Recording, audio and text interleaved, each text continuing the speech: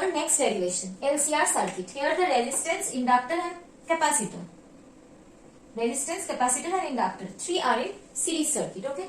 So this is the VR, voltage across resistance. This is VC, voltage across capacitor. And this is VL, voltage across inductor. So from here we will get resultant voltage drop is equals to VR plus VC plus VL, right? Now we are drawing the phasor diagram. So at first we will draw VR. This is our VR. And now this is the angle omega t. Now we will draw the current. We know VR and the current remain in the same phase. So this will be our current in same phase. Okay, this is our current. Now we will draw VL and VC. Here we can see current is leading by pi by 2 than VC. Then VC is lagging by pi by 2 to the current. So this will be our VC. This VC is lagging by pi by 2 than the current. Okay. Now we will draw VL. Current is lagging by pi by 2 than VL. That means VL is leading by pi by 2 than current. So VL will be like this.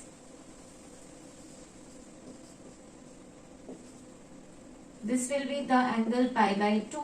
So now from here we can see VL and VC both are anti-parallel to each other. Because the angle from I to VC is pi by 2 and I to VL is again pi by 2. So the angle between VL and VC is 180 degree. Here we are taking the magnitude of VC less than VL. Just by assumption I am taking this. You can also take that VC is greater than VL. You can also take this. Here we are taking VC is less than VL. So when we at first we will do the resultant of these two vectors. Okay. At first we will calculate the resultant of these two vectors and from this we will add this. So here we will get VR plus VCL. Okay. So at first we are doing VC plus VL. When we are doing VC plus VL, as we have taken the magnitude of VL is greater than VC. So VC plus VL will be like this. This will be VCL. Okay. Now we have to take the resultant between VCL and VR.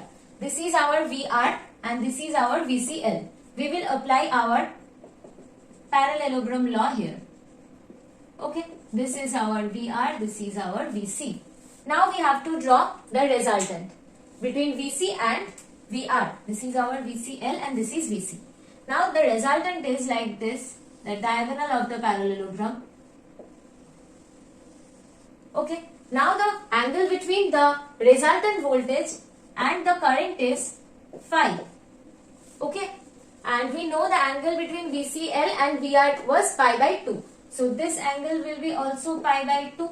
So from here we can write that VCL, the magnitude of VCL is equals to VL minus magnitude of VL minus magnitude of VC. Okay, so this will be VL naught minus VC naught. Okay, and here we can write that epsilon naught square is equals to VR naught square plus VCL naught square. So epsilon naught is equals to root over VR naught square plus VL naught minus VC naught square. Is it clear? Now what will we do? We can calculate tan phi also. Tan phi is equals to, this is the base and this is the perpendicular. So perpendicular divided by base. So VCL divided by VR. VCL, the magnitude is VL naught minus VC naught. So we can write it as VL naught minus VC naught divided by VR naught. Okay. So this was the angle tan phi. And what is phi? Phi is the phase difference between the resultant voltage and the current. And from our diagram we can see here current is lagging behind the resultant voltage. So here from our diagram we can write that I is equals to I naught sine omega t minus phi as it is lagging.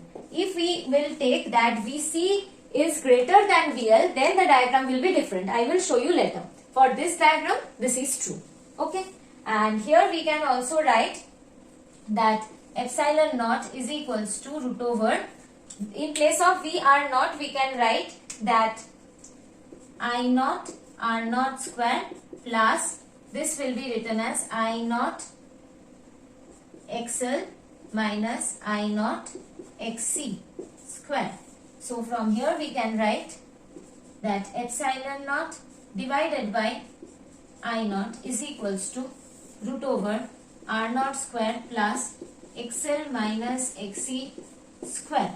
Okay, is it clear? From here we can write that I naught is equals to epsilon naught divided by root over R naught square plus XC minus XL, sorry this will be XL, XL minus XC square. Okay, so this is our current. In place of XC, effective impedance from this circuit is equals to R naught square plus, in place of XL we can write omega L, in place of XC we can write 1 by omega C square. This is the effective impedance from this circuit. Okay. Now I will show if we take VC greater than VL, what will be the phasor diagram. The calculation will remain same, only few things will change. I will show you. If VL is less than VC, then what will be the diagram? I am drawing here. So this is our VR and this is also our current I. Now this is VL, we are taking VL as small and this is our VC, we are taking as long. Okay. Now VC minus VL, we have to do the resultant of VC and VL. The resultant will be like this, VCL, this will be the resultant. Then we have to draw a parallelogram here and the resultant will be this, and the angle between this is, sorry, the angle between the current and the resultant voltage is phi.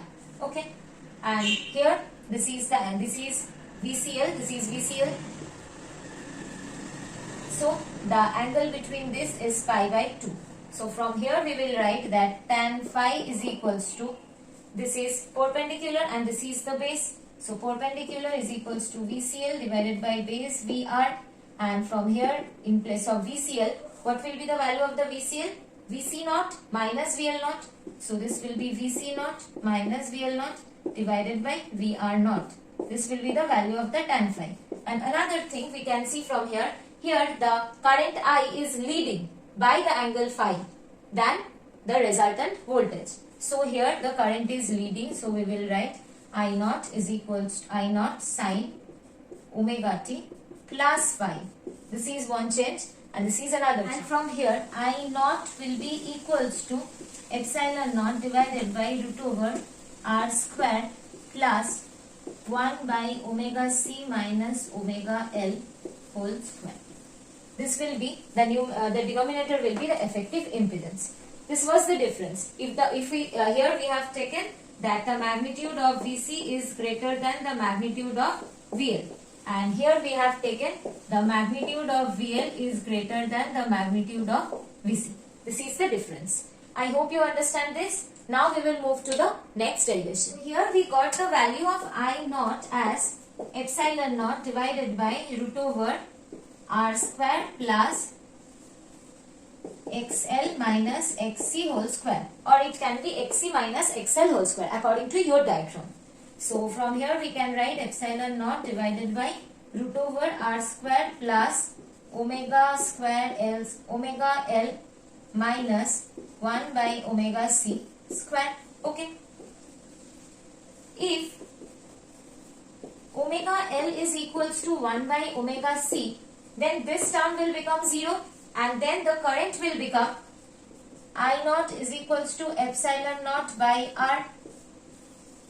Right? This is the value of the maximum current. Okay? This is the value of the maximum current. And we will get this maximum current at what frequency? We will get the frequency from here, that omega square is equals to 1 by LC. So for the frequency omega is equals to 1 by root over LC, we will get the maximum current and the value of the maximum current is epsilon naught by R. This situation is known as resonance. And this frequency is known as resonance frequency. Okay. Now we will discuss the power of this LCR circuit. So, this is the current of the LCR circuit and this is the net potential, net voltage. Okay. This can be plus depending on your circuit, depending on your diagram, right? So, we will do the average power of the LCR circuit using this current and voltage. So, P average is equals to I and E.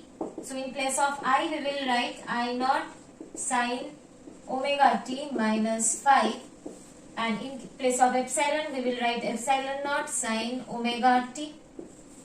I naught and epsilon naught are constant, so we are taking these two out, and here we will get sine omega t minus phi into sine omega t. We know the formula that 2 sine A cos B is equals to cos A minus B minus cos A plus B. Here the formula is this. So, if we write this sine omega t minus phi into sine omega t, so here we can take this omega t minus phi as A and omega t as B. So, here we can write this cos A minus B, that means omega t minus phi minus B, that is minus omega t minus cos omega t minus phi plus omega t.